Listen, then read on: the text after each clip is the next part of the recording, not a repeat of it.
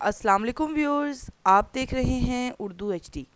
Viewers, بہت سی مذہبی روایات میں پودوں کو روحانی علامت، شفا یابی، قوت بخشی اور بعض اوقات خدائی تعلق کے طور پر دیکھا جاتا ہے۔ موسیقار جانوی ہیریسن نے مقدس نباتات کے نام سے ایک البم ترتیب دیا ہے جس میں 7 قابل احترام سمجھے جانے والے پودوں کا ذکر کیا ہے۔ لیکن ان مقدس پودوں میں کیا خصوصیات ہیں؟ کیا یہ پودے لوگوں کی زندگی میں ماضی کی طرح آج بھی اہمیت کے حامل ہیں؟ ان کا احترام کون لوگ کرتے ہیں اور سب سے بڑھ کر کیوں؟ دنیا کے مقدس ترین پودوں کی یہ فہرست ان کا ماضی اور حال ان سوالات کے جواب حاصل کرنے میں مدد دے سکتی ہے۔ نمبر 1، کنول کا پھول۔ مشرقی روحانیت کا علم رکھنے والے جانتے ہیں کہ کنول کا پودا کئی معنیوں اور بیانیوں کی پرتیں ظاہر کرتا ہے۔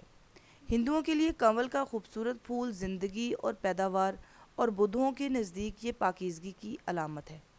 کنول کا پودا کیچڑ میں اگتا ہے، اگرچہ اس کی جڑیں کیچڑ میں ہوتی ہیں، لیکن کنول کا پھول پانی کے اوپر تیرتا دکھائی دیتا ہے۔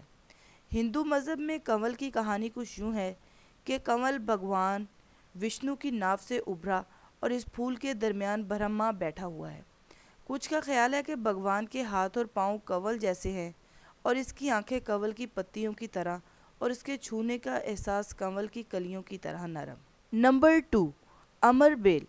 آج کل امر بیل کو عموماً کرسمس کے جادو سے منسلک کیا جاتا ہے۔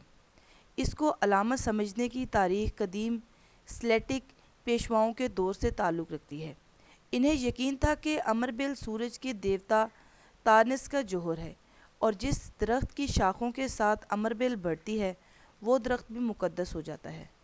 سردیوں میں روحانی پیشوا بلوط کے درخت سے امر بیل کی سنہری درانتی سے کاٹا ہے۔ یہ خاص پودا اور اس کے پھل رسومات و ادویات کے لیے استعمال ہوتے ہیں۔ نمبر 3، ناگ پھنی۔ ناگ پھنی ایک چھوٹا سا گٹلی کے بغیر کیکٹس کا پودا ہے جو امریکی ریاست ٹیکساس کی جنوب مغربی اور میکسیکو کے صحرائی علاقوں میں قدرتی طور پر اگتا ہے، اور اس کا استعمال مقامی افراد روحانی مقاصد کے لیے کرتے ہیں۔ میکسیکو کے اینڈینز اور شمالی امریکہ کے مقامی قبائلیوں کا اعتقاد ہے کہ یہ مقدس پودا خدا کے ساتھ رابطے میں مددگار ثابت ہوتا ہے۔ اس کا استعمال دعائیہ تقریبات میں کیا جاتا ہے۔ روحانی طاقتوں کے لیے صرف مقامی قبائل ہی اس کا استعمال نہیں کرتے۔ 1950 کی دہائی سے فنکار، موسیقار اور مصنفین بھی اس کا استعمال کر رہے ہیں۔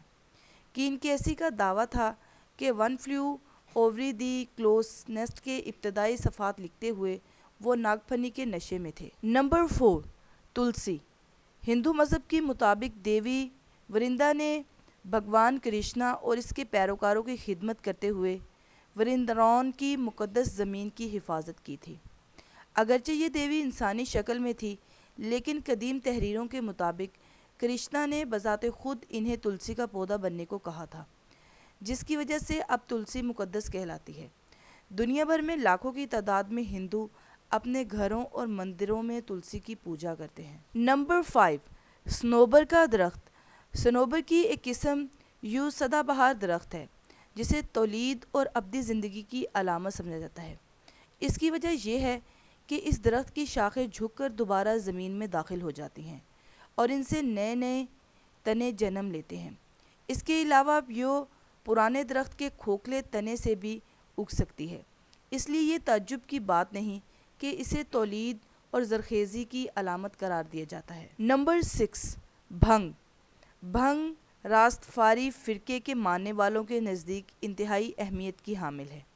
ان کا ماننا ہے کہ بائبل میں جیسے زندگی کا درخت کہا گیا ہے، وہ بھنگ کا پودا ہے اور اس کا استعمال مقدس ہے۔